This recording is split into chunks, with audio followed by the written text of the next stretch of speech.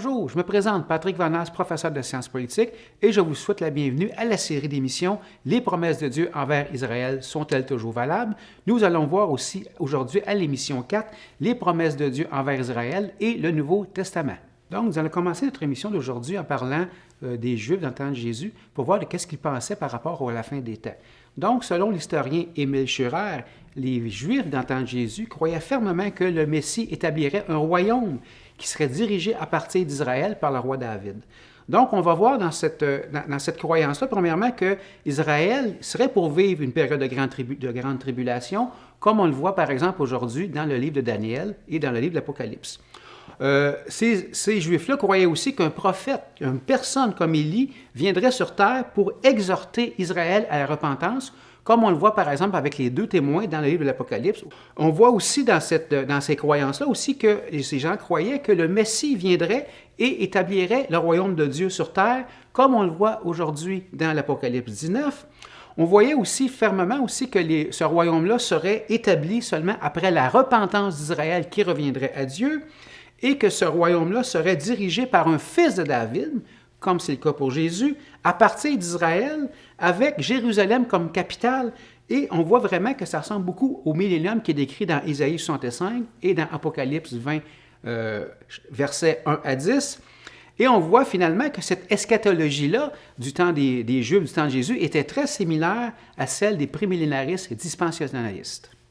On voit aussi, par exemple, parmi les Juifs dans le temps de Jésus, on va voir dans la parole de Dieu, dans Luc 1, 72 à 75, Zacharie, le père de Jean-Baptiste, après la naissance de son fils Jean-Baptiste, va prophétiser sur le futur royaume que le Messie apporterait. Donc, on va lire dans Luc 1, versets 72 à 75. « C'est ainsi qu'il manifeste sa miséricorde envers nos pères et se souvient de sa sainte alliance, selon le serment par lequel il avait juré à Abraham, notre Père, de nous permettre, après que nous serions délivrés de la main de nos ennemis, de le servir sans crainte, en marchant devant lui, dans la sainteté et dans la justice, tous les jours de notre vie. » Donc, on voit dans ce verset que Zacharie prophétisait le retour, évidemment, du royaume d'Israël, mais en ne sachant pas à l'époque que ce royaume-là surviendrait non pas à la naissance de Jésus, mais après le retour de Jésus.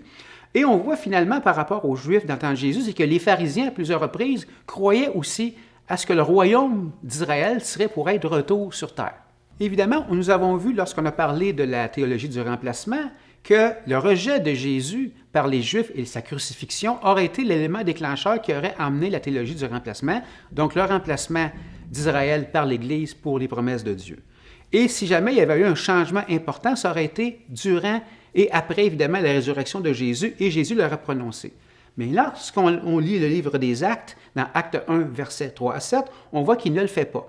Premièrement, sur ce passage-là, on voit que Jésus va enseigner aux apôtres pendant 40 jours sur le futur royaume, en expliquant tout ce qui va se passer dans le futur royaume.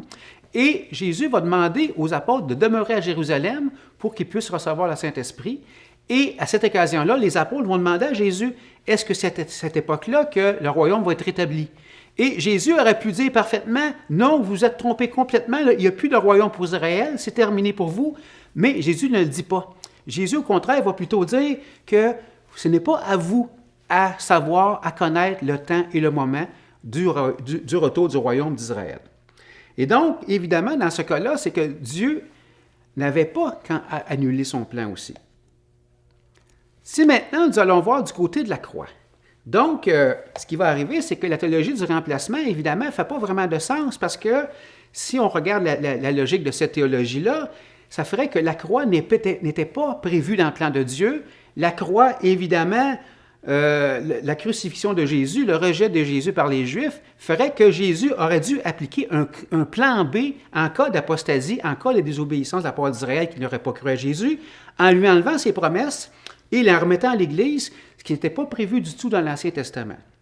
Pire encore, si la croix était un événement imprévu par Dieu, un plan B, toute la question du salut serait remise en question, puisque la rédemption de la terre aurait pu ne pas se produire s'il n'y avait pas eu la croix.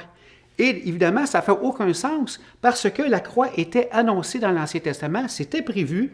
On le voit dans Psaume 22, on le voit dans Ésaïe 53 et on le voit aussi dans Zacharie 12, 10. Maintenant, on va le voir du côté des apôtres qui ont accompagné Jésus et ceux, évidemment, qui étaient après Jésus, notamment l'apôtre Paul.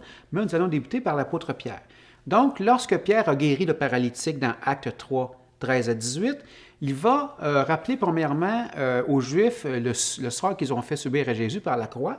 Donc, on va voir aussi par contre qu'il va réitérer la venue du royaume d'Israël par la suite, malgré le péché d'Israël. Et on le voit par exemple dans Acte 3, verset 25. « Vous êtes les fils des prophètes et de l'alliance que Dieu a traitée avec nos pères, en disant à Abraham, « Toutes les familles de la terre seront bénies en ta postérité. » Aussi, Pierre, dans Acte 2, lorsqu'il va vraiment donner son premier message qui va emmener la conversion de 3000 Juifs par rapport à la croix de Jésus, Pierre ne va en aucun cas prononcer le fait que le peuple juif a perdu ses promesses. Donc, il va simplement réitérer encore une fois que le peuple juif n'a pas perdu ses promesses, malgré le fait qu'il l'ait crucifié. Et si on poursuit maintenant avec l'apôtre Jacques. Donc, l'apôtre Jacques, il va prononcer premièrement dans Acte 15, il va prononcer que les obligations de la loi ne s'appliquent pas aux non-juifs. En fait, quand il fait ça aussi, il n'annule pas les promesses qui sont données à Israël. Il va plutôt les confirmer en citant Amos, tel qu'on peut le voir dans Acte 15 au verset 16 à 17. « Après cela, je reviendrai et je relèverai de sa chute la tente de David, j'en réparerai les ruines et je la redresserai, afin que le reste des hommes cherche le Seigneur, ainsi que toutes les nations sur lesquelles mon nom est invoqué, dit le Seigneur, qui fait ces choses. » On voit que dans cette affirmation, Jacques annonce le royaume d'Israël, annonce que ce royaume sera restauré et que les Juifs seront sauvés après le salut des non-Juifs. Donc, si on poursuit maintenant avec le livre des Hébreux, ce livre-là qui s'adresse particulièrement aux Juifs, dans le temps, évidemment, du Nouveau Testament, on voit que ce livre-là affirme fermement la continuité de la promesse de Dieu envers Israël. On le voit notamment dans le chapitre 6 et au verset 13 à 19. « Lorsque Dieu fit la promesse à Abraham, ne pouvant jurer par un plus grand que lui, il jura par lui-même et dit, « Certainement, je te bénirai et je multiplierai ta postérité. Or, les hommes jurent par celui qui est plus grand qu'eux, et le serment est une garantie qui met fin à tous leurs différends. C'est pourquoi Dieu, voulant montrer avec plus d'évidence aux héritiers de la promesse l'immutabilité de sa résolution, intervient par un serment, afin que, par deux choses immuables dans lesquelles il est impossible que Dieu mente, nous trouvions un puissant encouragement, nous dont le seul refuge a été de saisir l'espérance qui nous était proposée. Cette espérance, nous la possédons comme une ancre de l'âme, sûre et solide, elle pénètre au-delà du voile. » Donc maintenant, nous allons poursuivre avec l'apôtre Paul. L'apôtre Paul va vraiment illustrer le plan de Dieu et de l'Église pour Israël. Et dans Romains 9, il va affirmer premièrement que si Israël n'est pas sauvé pour le moment, Israël a quand même reçu l'adoption, il a reçu les patriarches, il a reçu la loi, il a reçu le service du temple, il a reçu aussi Jésus qui est venu en tant que juif, tel qu'on peut le voir au verset 2 à 5 de ce chapitre. Au verset 6 à 13, Paul va affirmer que tous ceux qui sont d'Israël ne seront pas tous sauvés. De la même façon que Dieu a aimé Isaac et Jacob, Dieu a tout de même rejeté Ismaël et Ésaü. Donc, ça veut dire que Dieu choisit qui il a sauvé parmi Israël selon sa souveraineté, et Dieu n'est pas injuste là-dedans. Et ce sont ceux qui sont incrédules parmi Israël qui ne font pas partie de la promesse, ce qui ne fait pas que la promesse est annulée pour cela, tel qu'on peut le voir au verset 14 à 18. Mais c'est vraiment dans Romains 11, qui est vraiment un chapitre quand même très bien connu par rapport aux promesses de Dieu envers Israël, que Paul va expliquer en détail le salut final d'Israël et va relier ce salut-là au salut des non-juifs par l'image de l'olivier naturel et de l'olivier sauvage. Donc, dans ce chapitre-là, Paul va parler de l'olivier naturel qui a les racines d'Abraham, et cet olivier-là était constitué au départ des Juifs. Mais ces Juifs-là qui étaient les branches, évidemment, de cet olivier naturel-là, ont été temporairement retranchés par un esprit d'assoupissement qui était donné par Dieu, mais Dieu s'est quand même gardé un reste, comme on peut le voir au verset 1 à 11. Au verset 12 à 13, on voit que les non-juifs qui appartenaient à l'olivier sauvage, après la mort de Jésus et sa résurrection, ont été greffés à l'olivier naturel par la foi en Jésus. Et les non-juifs ont été greffés, ne doivent pas cependant s'enorgueillir parce qu'ils ont été greffés et que les Juifs ont été arrachés en rejetant Israël, comme le font les tenants de la théologie du remplacement, tel qu'on peut lire au verset 18 à 24. Et à la fin, le plan de Dieu, c'est que les Juifs vont être greffés à nouveau à l'olivier naturel lorsque le nombre de non-juifs qui est compté par Dieu sera atteint, tel qu'on peut le voir au verset 25 à 27. Et lorsque ce nombre sera atteint, les Juifs vont revenir à Jésus, vont revenir à Dieu et seront greffés de nouveau à l'olivier naturel. Donc, après avoir vu ce que Jésus pensait évidemment du salut des Juifs, ce que disent aussi les apôtres ainsi que les auteurs du Nouveau Testament, nous allons voir maintenant comment c'est important d'avoir une bonne eschatologie, de bien comprendre les prophéties de la fin. Premièrement, le prémillénariste et dispensionnaliste avec le salut des Juifs va glorifier Dieu par la gloire à venir sur Jésus-Christ qui va régner en tant que roi pendant 1000 ans sur la terre, autant avec l'Église qu'avec Israël. Et par ça aussi, Jésus-Christ est exalté parce qu'il va régner en gloire sur la terre pendant l'ensemble du millénium. Le Saint-Esprit aussi est honoré dans le puissant travail de la génération d'Israël, comme on voit par exemple dans Ézéchiel 36 et 37 dans l'Ancien Testament. On voit aussi que cette théologie-là, du prémillénariste dispensionnaliste avec le salut des Juifs à la fin, rend l'Écriture très claire par une interprétation qui est uniforme entre les passages prophétiques et les autres passages de la Bible.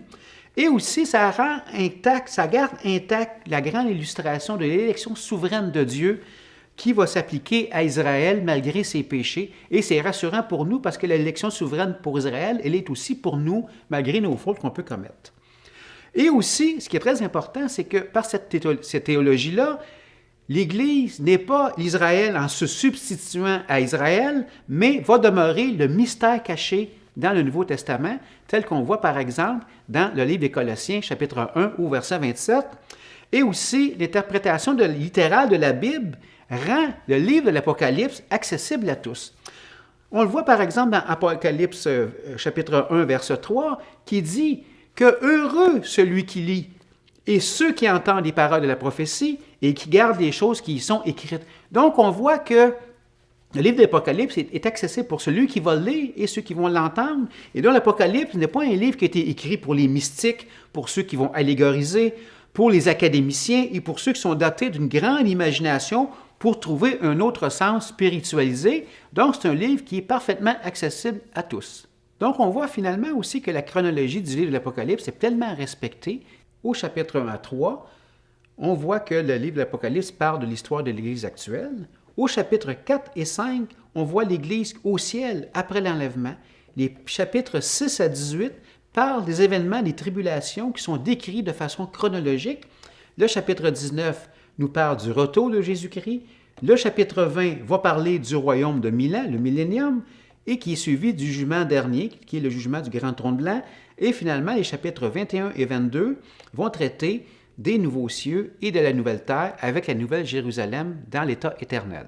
En conclusion de cette série de 4 émissions, nous avons vu qu'au cours de son histoire, l'Église a connu des changements importants.